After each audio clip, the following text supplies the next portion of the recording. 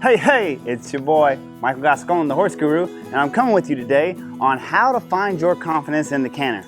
For a lot of you guys out there, the walk and trot, yeah, you're pretty comfortable, but to canter off, you don't feel comfortable. And believe you me, I was in your shoes not too long ago. See, I spent my whole life riding fiery hot Pasofinos, but the wonderful thing about those hot horses is they're smooth as silk. So I never had to develop my seat and develop my canter, and I found that I was smacking my butt on their saddle and clapping on them. And my sister said I was doing the chicken wing dance when I would canter, and my elbows would flop all around and didn't feel very comfortable. I didn't feel very confident, and because of that, I really shied away from trotting horses because I didn't want to canter. So I stuck with gaited horses. But then I looked at myself to find the information, get the mentors, and really start figuring out how to ride warm bloods and quarter horses and Mustangs and everything. And now I feel very confident on any horse. And I'm going to share with you a few of the tips that have really helped me. So if you're watching this and you're having trouble with your canter, go back on the membership program and look at that lower leg video to start. Then here for getting more confidence in the canter. Number one, we're going to start with your seat. I find everybody likes to sit on their teeter-totter. Everybody loves to have that Kim Kardashian butt lift. They swing their leg over that saddle and find the back of it, and they put their butt up there. And it's a beautiful view, ladies, don't get me wrong. But I don't want to see your butt whenever you're riding. I can see it fine whenever you're walking. So with that butt up here, the problem with this is it sticks you forward and your shoulders get forward. So you think you're sitting up straight and pretty, but in all actuality, everything is bringing your shoulders forward and bringing your heels back. So you bought this whole saddle, so I want you to grab the front of the saddle, scoot yourself all the way to the front of the saddle until it looks provocative. Then I want you to sit down and roll back on your hips. Now you're sitting on your pockets. Okay, now your belt is touching the back of that saddle, you're rolled back. You can still sit up pretty when you want to, but the moment that you relax, you're gonna find that you're sitting on your pockets. Immediately you see my legs and heels come forward and my shoulders go back. What is this gonna allow me to do? I want you to think about it like this. Where your vertical line is, anything in front of that is going to throw off your equilibrium. Throwing off your equilibrium is the equivalent. Have you ever slipped in the kitchen? You sprained your wrist? Well, you didn't say, go, go, gadget, arm, save me. Your brain said, uh-oh, we're falling, and your arm shot out and tried to brace for it. And because of that, you ended up with a sprained wrist. What we want to do, for you to feel confident and connected with this horse, we want you to sit back so your mind is clear, okay? And we want you to stay connected to that horse. So if your rump is right on that horse and you're sitting deep in your saddle, you're going to be able to ride that wave and go with the horse instead of finding so much disconnect.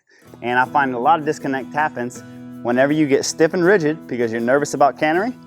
Once you get tense and tight and that horse is moving, now you're separating every time that horse moves. So we want you to be sitting back so we can keep you relaxed, keep your mind at ease.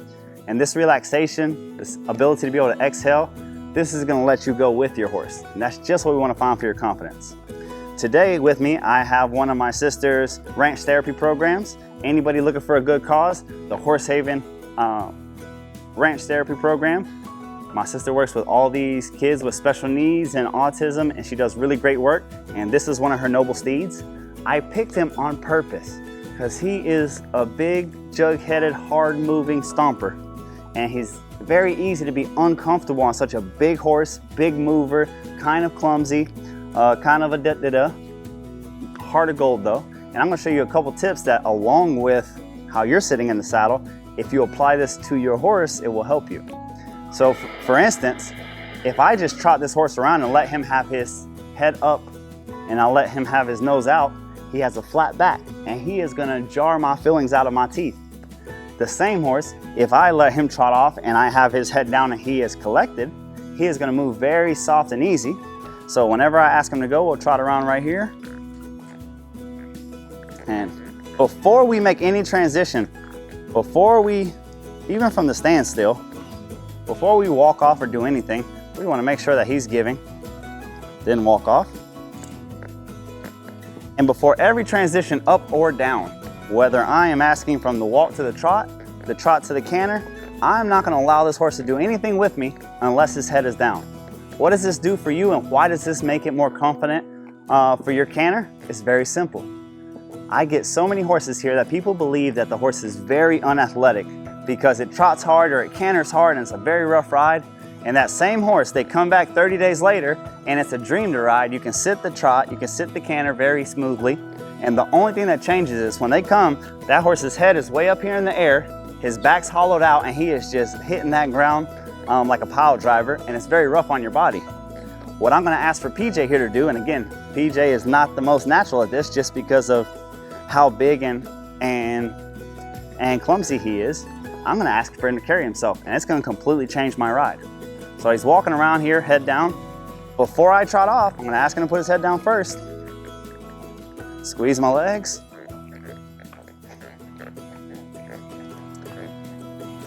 So you see I'm sitting back on my pockets?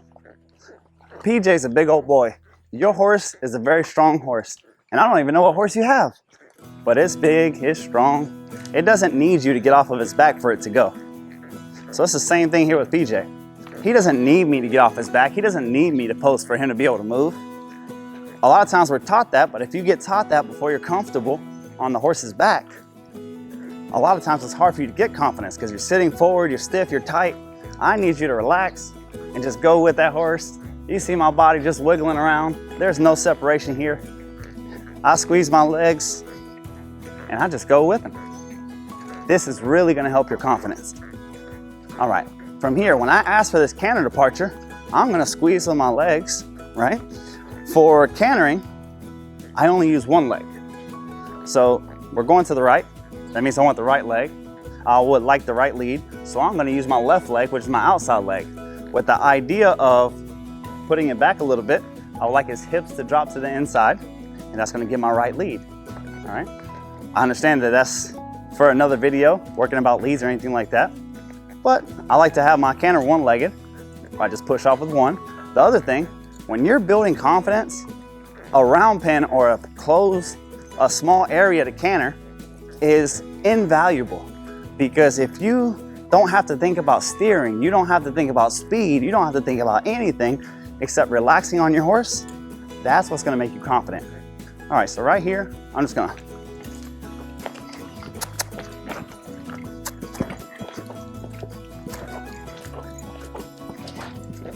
So you see he has a big, huge movement. And we're just gonna ask him to keep his head down there. And believe it or not, this is his nice, easy canter. Notice how far back my shoulders are. Notice how my elbows are down by my side. And I'm just letting him carry me. So if I could just spend time going around here. For you guys at home who are a little bit unconfident doing this, I need you guys to just go until you can breathe. Let him take you. He's trying to carry his head a little high. I drop it down right there. The lower he carries his head in the canter, the more he's gonna stride out, the rounder his back's gonna be, and the easier it's gonna be to canter on him. So imagine if you did this for 10 minutes a day, every day you would feel more confident. Every day you would feel better and better.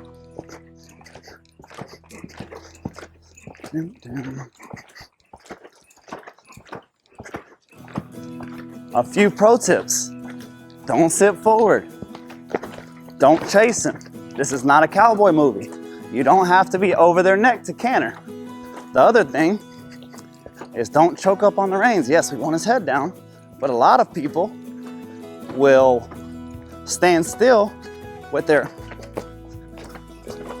reins on the horn. Whenever they go to walk, they'll pick up a little rein. When they go to trot, they'll pick up more rein.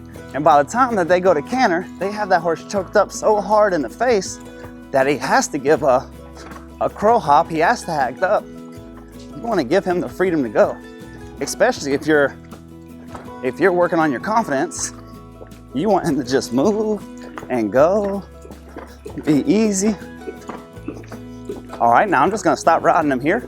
I'm gonna take that pressure off. Notice that, he gets into that nice trot. And by nice, I mean horrible. Horriblest horse I could pick on the farm. And this is the one I picked for your video. Because if you can get comfortable cantering on him, anything else you pick is gonna be easy. Pro tips. Don't kick the horse forward and choke back on the horse at the same time. It makes for a rough ride. Pro tip number 2, don't leave their head way up in the air. If you can't see past them because their head's in front of you, that means that their back is hollowed out, their legs are gonna be real peg leg, and they're gonna be very choppy, which is gonna be very rough for you. And the other thing, lesson number 3, tip number 3, is don't chase them. Don't get out of the, if you see professionals do that, those professionals are already comfortable on the horse. When you see dressage riders riding perfect and sitting up straight, and English riders riding perfect and sitting up straight, and you see reiners and they're way out here over the head of the horse, understand that those professionals are already confident in the saddle, so they can sit however they want to sit and be confident. For you to build your confidence, we can't throw off your equilibrium. If you don't want to throw off your equilibrium, don't get in front of your vertical line. Don't let your heels get behind your hips. Don't let your shoulders get in front of your hips. Put that weight deep in your seat and canter long enough that you have to breathe or pass out, one of the two. Either is fine. I prefer if you breathe, but I want you to canter for 10 minutes, okay? Go around and around. A lot of folks will canter for a half a lap. That's not enough time to breathe. What I mean is, yes, up front it can be very terrifying, very uncomfortable, but if you don't break through that, if you don't push on your limits a little bit, if you don't push on your comfort zone is not gonna grow. So get you a nice enclosed place like this. Even if you need a friend to have a flag stick or a crop behind you to push your horse forward so you don't have to think about it, I want you somewhere where you don't have to think. You can just let your horse go and let them canter for 5 or 10 minutes at a time.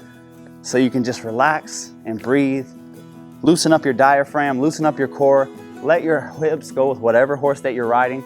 And if you do this, it's not in no time. You'll be cantering your horse all over the place and feel very confident. And if you figure out how to canter on that loose rein down here, your balance is gonna be so much better for it.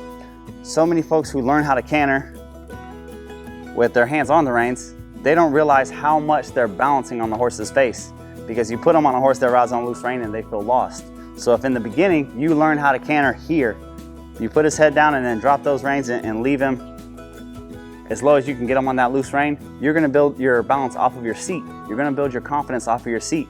And later on down the line, you're gonna make progression so much easier for yourself if this is where you find your comfort. And that's how you find confidence in the canter. Thanks, see you on the next video. Hey guys, thank you so much for watching our video. Make sure to get in the comments below and give us your feedback. Let us know what all problems you're having, if you're having any problems with the steps, if there's more videos or problems that you would like to see. We just want to better help you bond with your horse and help fix some of your equine problems and reach your equine goals.